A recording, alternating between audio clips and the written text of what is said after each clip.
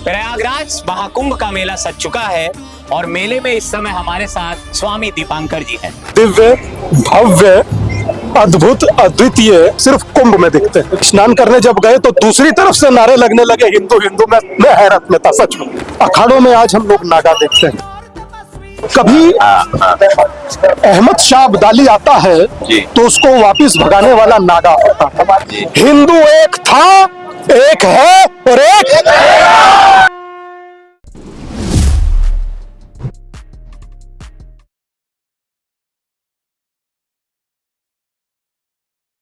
प्रयागराज महाकुंभ का मेला सज चुका है और मेले में इस समय हमारे साथ देश के सबसे लोकप्रिय युवा सन्यासी स्वामी दीपांकर जी हैं।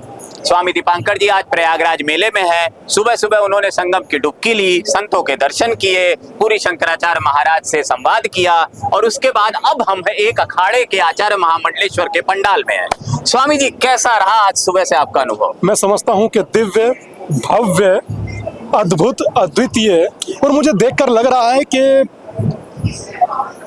ये बदला हुआ सनातन है, सचेत है, सजग है। वो वक्त कुछ अलग था, ये वक्त कुछ अलग है। ये वक्त जीवंत है, ये वक्त आपको आपसे जोड़ रहा है, ये वक्त आपको भगवा से परिचित करा रहा है। ये बता रहा है कि भगवा कोई सहज नहीं है, भगवा अपने आप में परम पिता की इच्छा है और इसे पहनकर जिंदा रहना सबसे बड़ी परीक्षा है। तो मैं समझता हूं कि भगवा को अंगीकार करने वाले हर सन्यासी को समझने का, उसे जीने का ये शानदार अवसर है। उसे पढ़ने का, उससे पढ़ने का ये अद्भुत संजोग है। इस संजोग को चूकिए मत, बैठ करके कैमरे पर देखिए मत, आकर इस अद्भुत नजारे को जिए।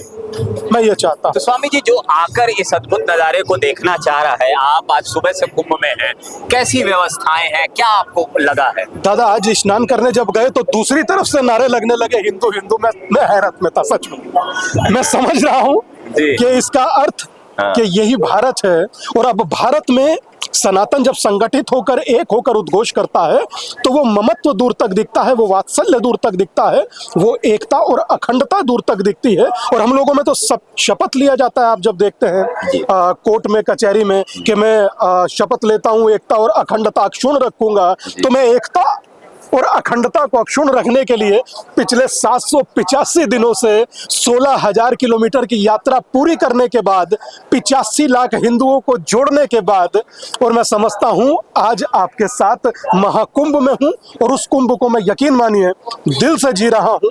यह कुंभ जीने के ही लिए है, आध्यात्म के हर उस रंग को समझने के लिए है जो आसमान में नहीं दिखते, धरती पर दिखते हैं, वो सिर्फ कुंभ में दिखते हैं। महाराज जी, आज के युवाओं को संगम की डुबकी का महत्व तो समझाइए। आपने शायद 11 या 21 डुबकी आज ली होगी, उनको समझाइए कि इस पानी, ये जो एक कॉन्फ्लुएंस ऑफ रिवर्स है, गंगा, यमुना, सरस्वती, इसमें डुबकी का क्या महत्व है? मैं समझता हूं कि जब आप त्रिवेणी में डुबकी लगाते हैं तो त्रिवेणी का अर्थ त्रिगुणात्मक से जुड़ता है।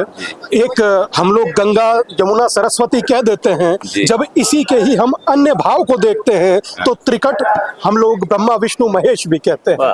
तो जब आप शक्ति को पूजते हैं तो शक्ति का जो संजोग होता है, जो आपको बांध देता है, वो भी आपको दिखता है। तो मैं समझता हूं कि जो चीजें यहाँ आप समझ पाएंगे, जी पाएंगे, आप कहीं नहीं। और मैं युवाओं से कहना चाहता हूं, जिंदगी व्हाट्सएप की डीपी बदलने से ज्यादा है। जिंदगी फेसबुक पर पोस्ट करने से, एक्स पर पोस्ट करने से, इंस्टाग्राम पर कुछ लिख देने से या स्टोरी 24 घंटे की लगा देने से बहुत ज्यादा है। तो मैं समझता हूं जो बहुत ज्यादा है वो वर्तमान प्रयाग में है, और जो वर्तमान प्रयाग है वो प्रयाग आपका प्रतीक्षा कर रहा है। मैं हैरत में हूं कि आप कहाँ हैं। समझ रहे? अब हम अखाड़ा क्षेत्र में आ चुके हैं। ये अखाड़ा क्या होता है? आप समझिए कि कभी अखाड़ों में आज हम लोग नागा देखते हैं। जी जी जी। कभी अहमद शाह अब्दाली आता है तो उसको वापिस भगाने वाला नागा होता है। कभी जब स्वात घाटी से तैमूर आता है तो उसको वापिस लौटाने वाला नागा होता है। आनंद मठ की तमाम पुस्तकें सन्यासी और नागाओं से भरी हैं। ये वो फोर्स कहलाया जाता था, जैसे आप आज पुलिस की यूनिफॉर्म में फोर्स देख रहे हैं, वैसे ये अखाड़ों की फोर्स नागा हुआ करते थे। और नागा का अर्थ आप ये मत समझिए जिसने वस्त्र धारण नहीं किए वो नागा नहीं भाई साहब। धरती जिसका बिछोना है, आकाश जिसकी छत, चारों दिशाएं जिसके वस्त्र हैं, भभूत जिसका श्रृंगार, उसी को हम नागा कहते हैं। तो ये जो नागा है, आप कह रहे हैं वो सिपाही भी है और ऐसा उल्लेख इतिहास में मिलता भी है, तो हम इस नागा को आज के परिप्रेक्ष्य में कैसे देखें कि भाई नागा आज क्या कर रहा है? इसे देखिए उस स्वरूप के जैसे जी जी जी, जो महादेव का एक अंश होता है।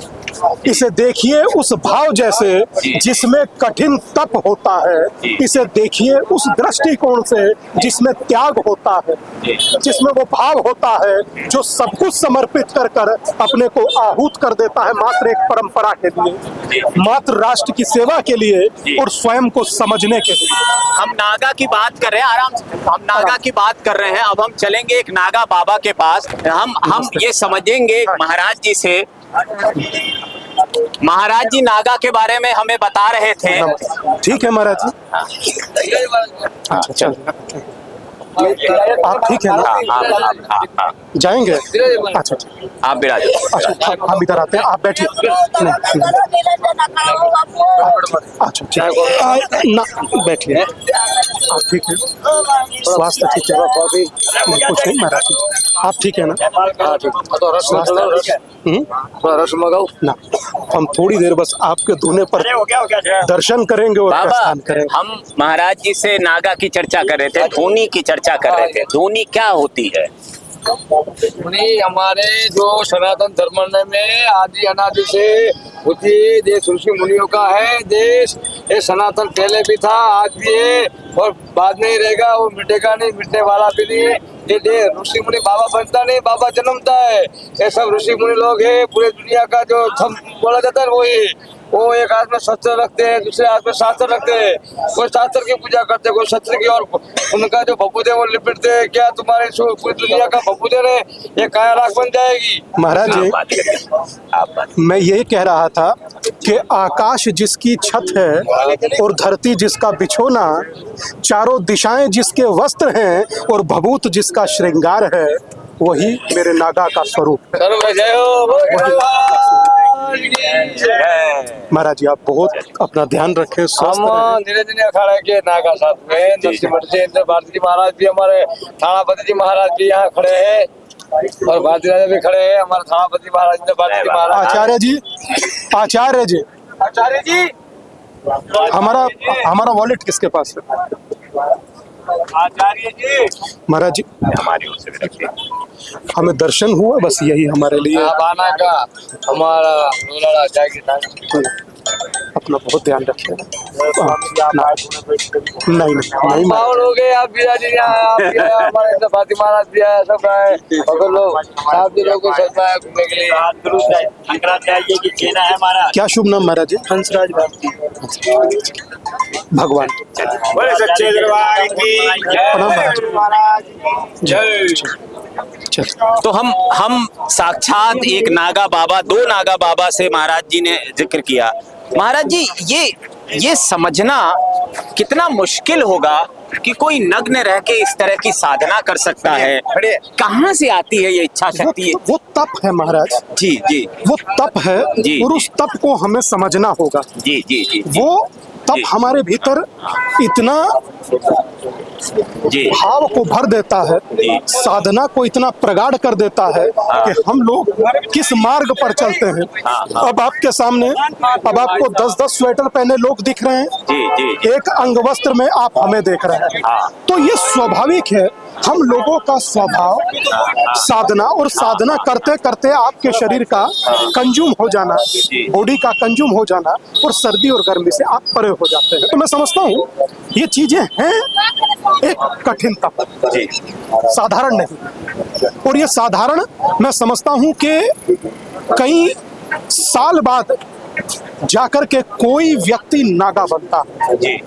कई नियम के बाद जी। कोई व्यक्ति नागा बनता है, जी, जी। और जब वो नागा बनता है फिर वो शिव का अंश हो जाता है, और जब शिव का अंश हो जाता है तो मैं समझता हूँ कि समूचा भारत उसी का वंश हो जाता है। वाह। साधारण नहीं। महाकुंभ में जो युवा आ रहे हैं वो यहाँ से क्या लेकर जाएं? यहाँ से लेकर जाए कि कोई एक बेटी का या बेटे का शादी करता है, 100 कार्ड छापता है जी। 100 कार्ड में से 10 लोग आते हैं, 90 लोग नहीं आते, या 90 आते हैं 10 नहीं आते। ये ऐसा एक महोत्सव है हिंदू संस्कृति का विचारिक आदान प्रदान का एक ऐसा मंच है जिसपे किसी को कोई इनविटेशन नहीं, और 9 करोड़ लोग आस्था की डुबकी लगा चुके हैं। यही सनातन का चमत्कार है, यही सनातन की ताकत है, और यही किसी मुख्यमंत्री का राजा होना और राजा का सन्यासी होना सबसे श्रेष्ठ है। इसीलिए राम कहते थे कि सन्यासी से श्रेष्ठ राजा नहीं हो सकता। तो ये रामराज्य आकार ले रहा है। नमस्ते नमस्ते नमस्ते नमस्ते। आप कैसे हैं? प्लीज प्लीज, आप ठीक है? आपको तो पहले सनातन के लिए लोगों को जगाने के लिए बहुत बहुत धन्यवाद आपको। बहुत भाग्यशाली आपके दर्शन किए। तो मैं समझता हूँ जी। कि दूर से। यही सब चीजें ताकत देती है, जी जी। और मैं समझता हूँ कि युवाओं को यहाँ से एकता की ताकत लेकर जानी चाहिए, ना बटने का संकल्प लेकर जाना चाहिए। और मैं तो उम्मीद करता हूँ, यहाँ से गंगा कितनी दूर है मुझे नहीं पता, मैं तो चाहता हूँ कि सैकड़ों लोग वहाँ खड़े होकर हाथ में जल लें और कहें कि जातियों में नहीं बटेंगे। तो ये जो जाति में नहीं बटने की आप बात कहते हैं, अब ये सनातन के वैदिक मूल्यों के विपरीत बातें कही जा रही हैं, कैसे देखते हैं? मैं कहता हूँ कि आप इसे विपरीत समझ लीजिए। जी मैं कह रहा हूँ मैं गलत भी हो सकता हूँ, जी जी। और मुझसे अगर गलती भी हो तो छोटा समझकर माफ कर दीजिए, मगर समाज को जोड़ दीजिए, बटे नहीं। जी जी जी जी। क्योंकि बटना उचित नहीं है। बस मेरी इतनी सी प्रार्थना है। मैं हो सकता हूँ गलत हूँ, मैं हो सकता हूँ कि शास्त्रोक्त ना हूँ, मगर अपनों को जोड़ना कहीं गुनाह नहीं है, ये मैं जानता हूँ। अब ये जो नदी का किनारा है, मैं समझता हूँ जी। कि एक ये छोटा सा जी ये माचिस का सीख है जी। अब अकेला है, आप इसे तोड़ दीजिए, टूट गया। बिल्कुल। अब आप 1000 माचिस की सीख तोड़कर दिखाइए, किसी पहलवान से नहीं टूटेगी। तो मैं चाहता हूं कि सनातन उस गट्ठड़ की तरह हो जो किसी पे ना टूटे। ये मेरी प्रार्थना, और मैं समझता हूं कि मेरी प्रार्थना यहाँ खड़ा समाज समझ रहा होगा कि मैं यहाँ अगर कुछ रूंधे हुए गले से कह रहा हूँ, उसका उद्देश्य ये नहीं है कि मैं आपसे कुछ चाहता हूँ। आप आने वाली पीढ़ियों को कैसा भारत देकर जाना चाहते हैं, बटा हुआ भारत या संगठित होकर डटा हुआ भारत? तो महाकुंभ से ये संदेश जा रहा है युवाओं के बीच कि उन्हें एक होना है, उन्हें समाज के लिए काम करना मैं है। समझता हूं कि मुझे कहने की भी जरूरत नहीं। अगर जो एक शब्द कहते ना कि हाथ कंगन को आरसी क्या और पढ़े लिखे को फारसी क्या, आप सामने खड़े हैं, समाज सामने खड़ा है। हिंदू एक था, एक है और एक यही इसकी ताकत है। तो मैं समझता हूं कि समाज संगठित हो रहा है, बट नहीं रहा। समाज एक होकर हर चुनौती के सामने डट रहा।